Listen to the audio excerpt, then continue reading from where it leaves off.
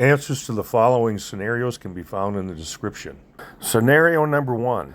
A public beach at a public lake. I am under the trees where the X is, and the orange dot signifies a kind of suspicious group. I'm sitting in my game warden truck. I'm looking through the spotting scope, just kind of watching the beach and things going on at the lake. And it's the fella taking the drink there that's kind of caught my attention. His girlfriend shows up. She brought a nice little pink beach basket with her, and she puts it down there beside her on the sand. Here's what I see. The cigarette is a decoy.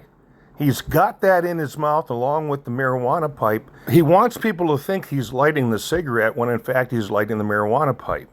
And I thought that's pretty clever. And if it hadn't been for the spotting scope, it was a 22 power Bushnell. Of course, I never would have seen anything. So now I have a lawful reason to approach him, and that's what the plan is going to be. But, you know, it's always fun to go onto these public beaches when you're all by yourself and it's a hot, sunny day, and folks are starting to get tuned up a bit.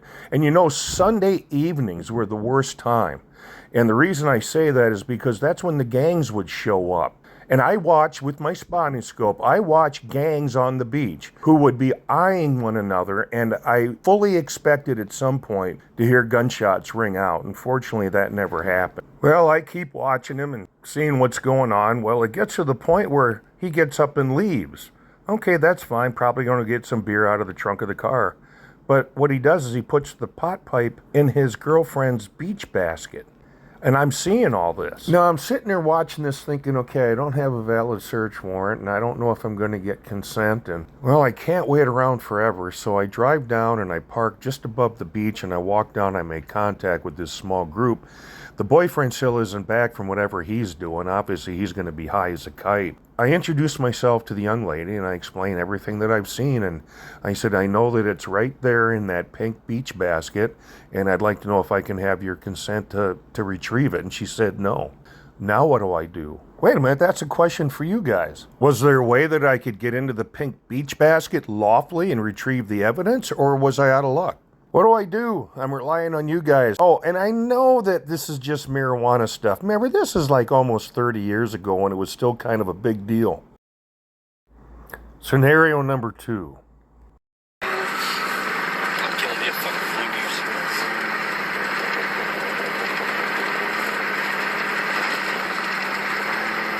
Wait, not yet. Right down there at the bottom.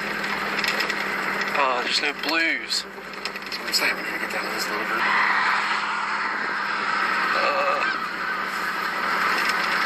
Coast clear, no cars coming.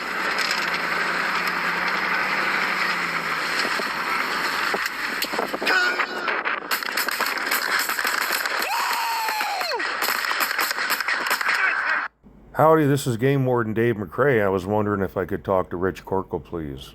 Wonderful, I'll hold. Mr. Corkle, hi, this is Dave McCrae, State Game Warden from Gallatin County. How are you doing, sir? Good. Hey, I was wondering what your schedule looked like this afternoon. Yeah, matters come up that I'd like to talk to you down here at the sheriff's office, if that'd be okay. Well, no, it'd be best if you came to the sheriff's office. Good. We'll see you then. Mr. Corkle, thank you for coming on down to the sheriff's office. I just didn't want to chat with you at home, sir.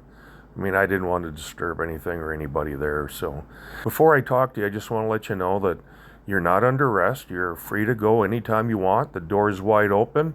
You can go out and get a cup of coffee if you want, and we'll just keep this really informal. How's that sound? Mr. Corkle would go on to fully confess, and he even filled out a voluntary statement form. He provided the names and numbers of the 8 hunters who were in the trailer behind the pickup, who also participated in the goose slaughter. Corkle would later plead not guilty, and at the suppression hearing, his attorney requested that his confession be suppressed because he wasn't read his Miranda warnings.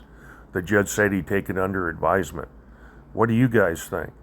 You think the confession would have been suppressed because he wasn't read his Miranda warnings? Or do you think that his confession is going to be able to be used as evidence against him in trial? Scenario number 3. It was a hot, muggy day, and I was working anglers along the Big Sioux River just north of Sioux Falls, South Dakota, when I happened across this young couple. You know, we had a wonderful conversation. It probably lasted 20 minutes. But the whole time, I was feeling a bit uncomfortable because of the boyfriend's demeanor. He was not making much eye contact. He wasn't participating in the conversation near to the extent of his girlfriend. And I thought to myself, I wonder if he hasn't had some problems with law enforcement in the past. And I wasn't really worried about whether he had a problem with game wardens. Most likely he had a problem with the police in Sioux Falls. They could be pretty, let's just say, heavy-handed. We've been talking for a few minutes when all of a sudden they said that they were fishing the Big Sioux River at a different location earlier that afternoon. It was down by the floodgates. And they said there was a fella down there fishing by himself, and they said, you know, it looked like he was having some really good luck catching catfish. We think he might be over his limit. And well, back then the daily limit of catfish down that area was 10.